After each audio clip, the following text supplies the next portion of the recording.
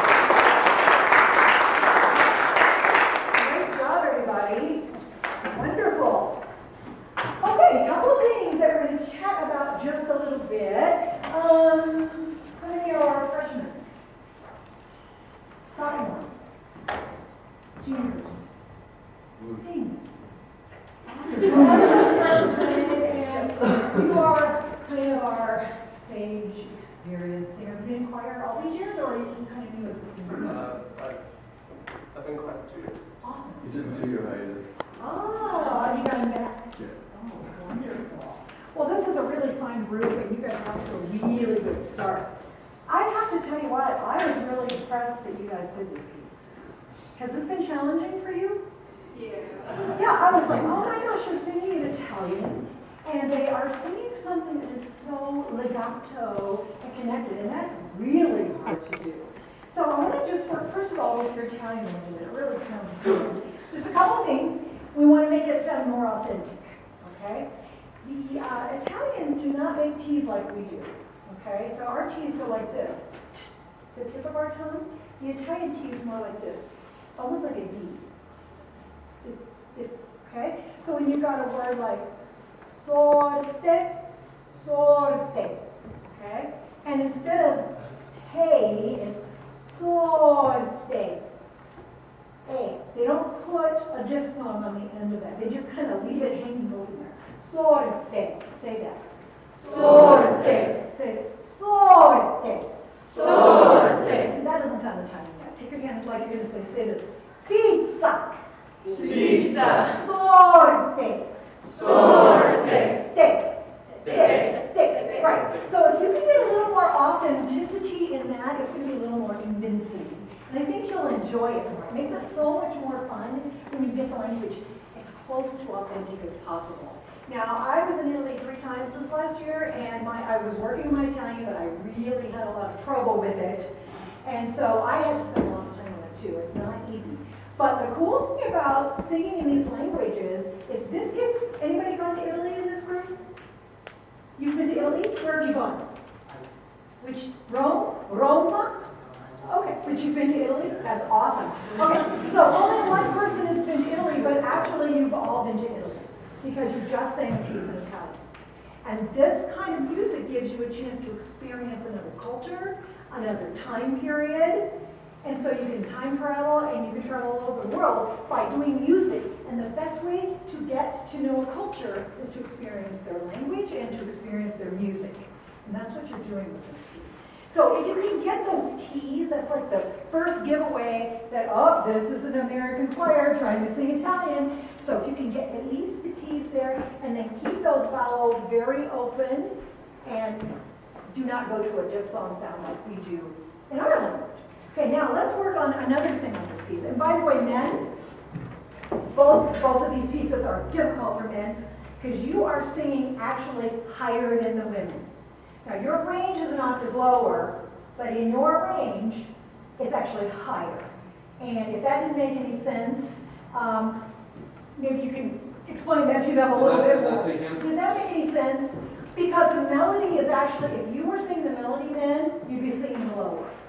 But you're singing the harmony on these 3-part mix pieces, they're like this. So you're actually singing something that feels high. And so it's really difficult, and you're doing a good job. I would say keep reminding yourself that you're going to actually be singing, you're going to feel like you're singing higher than the women, okay? It's high in your range. Fortunately, you've got a wonderful man here to demonstrate that for you, and that's probably part of the reason that you guys sound so good. Guys, when you had a melodic line where you had the melody, you were really confident. It was really beautiful. When you had a harmony part, where you had that kind of funky area where you sing up higher than the women, it didn't feel quite as secure. So you want to get those parts as secure, okay? It's like having a peanut butter and jelly sandwich, and we had, where are my sopranos? We had a lot of you guys, you were the bread, okay? Bread is really great, we love it, but it's not quite as interesting as the stuff inside the bread, right? So what I heard is a lot of bread, and not very much peanut butter and jelly, especially with you guys. Okay, so we need a little more interest there, and that can balance it out. Altos probably use a little more peanut butter, we'll call you guys the jelly and you guys the peanut butter. We could use a little bit. They're definitely sweeter. Yeah, I would think so too. But if we could get that, it would be great on that piece. Now, the other thing on that piece is it's really hard to sing legato. So take your hands like this, and I want you to just pull your hands apart when you sing a phrase like this.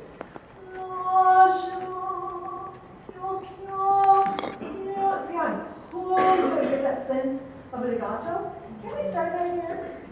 I'm going to get us into our key of D major. And just feel the pull and see if you can let your voice. Want to get it started? Ready? 5.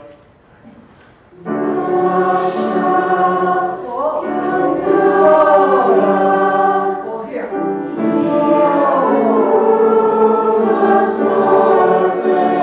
that one all in one phrase? You know, okay, so that's a long pull. Okay. But are you feeling that resistance when you pull? Don't halfway do it, you have to really pull.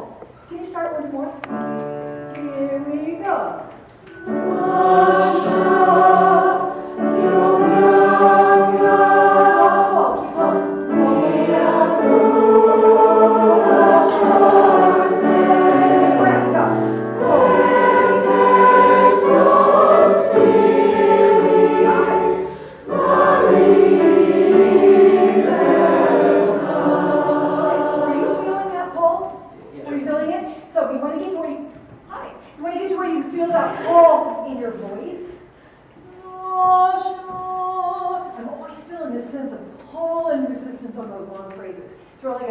Another thing that'll help those long phrases, anybody do ballet in here? Do what, ballet? Ballet. It doesn't exist in Chino. Oh, okay. Well, imagine that you did it. You just do this. Very controlled.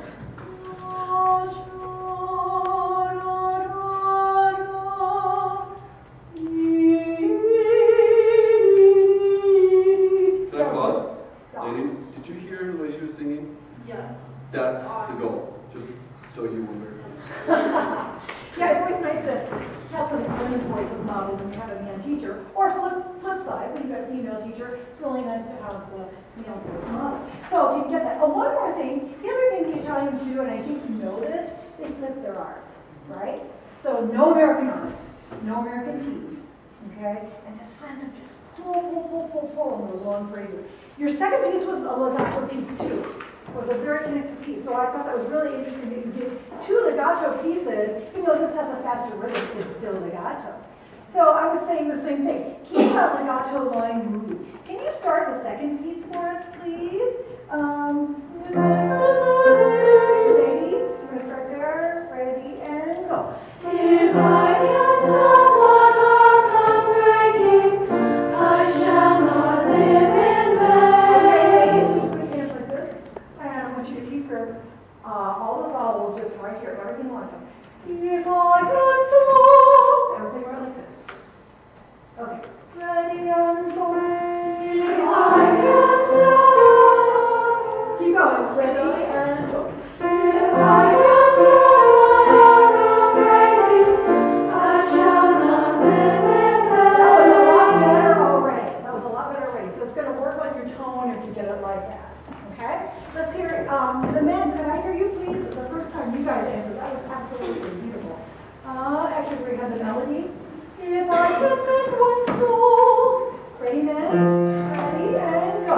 If I can mend one soul that's broken, I shall not live in vain. That is just beautiful, guys. That is a beautiful tone. For you, I would like you to find the important words instead of if I can, or if I can mend one soul. That's how you do this. If I can mend one soul that's broken. Do you hear the difference? I actually communicated there, and I found the important words. Men can do that. If I can mend. So you're going to go to the words. If I can mend one soul. Ready, and go. If I can mend one soul that's broken, I shall not live in vain. Those are those spots where you go up high right there. Ladies, did you hear how the men did that? Would you do that with your part from the beginning? Maybe our important words would be what? If I can stop one heart from breaking, what would be the important words there? I think maybe stop and breaking. What do you think? If I can stop one heart from breaking. How about that? Ready and go. If I get someone heart from breaking, All right, now that might have been a little exaggerated. Can you back it up a little bit? I'm like, I asked them to do something, and then boom, they do it. So a little more nuanced. Ready and go. if I get someone heart from breaking, I shall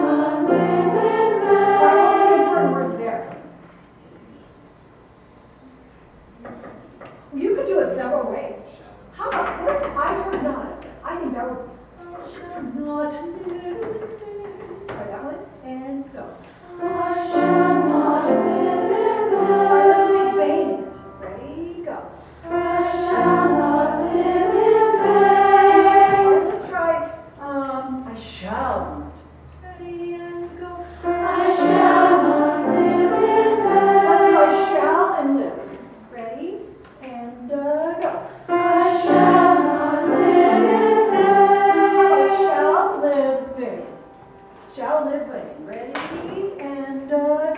I shall not live in vain. Okay, so you've got a couple different ways you could do it. If you want to emphasize the word not, I shall not live in vain, or I shall not live in vain. But you have to decide which way you want to do it. I think we found there were certain words we definitely don't want to emphasize. You have to find the right words to emphasize to make the music come off the page, so it doesn't sound robotic. You can learn all the right notes, you can learn all the right rhythms, and it's okay. But as soon as you find the important words to bring out, then it's incredible. Okay? So look for the important words to bring out and sing into and out. Hey, so there's a place you had a high note. That was the other piece. You can flip back to the other piece. Is there like a high note that you've got? I'm looking. There it is. You found it. Eke sospiri. That one? Right? Yeah. Okay, so could we have our F sharp to the D in measure 17? Sorry, I got you skipping around all over the place. Where are the sopranos again? Okay, so you know that's the problem. The problem with that note is it gets stuck. Right? So I want you to try it 2 different ways. Take your finger and push it into your hand and do this. Go. Good. Now this time I want you to do it this way. Like the spin cycle of your washing machine. Just kind of floating. Go. Do it this way. Go. Now get stuck. Now I was going to try it with this because you'll have notes like this too. Go. With the sopranos, go.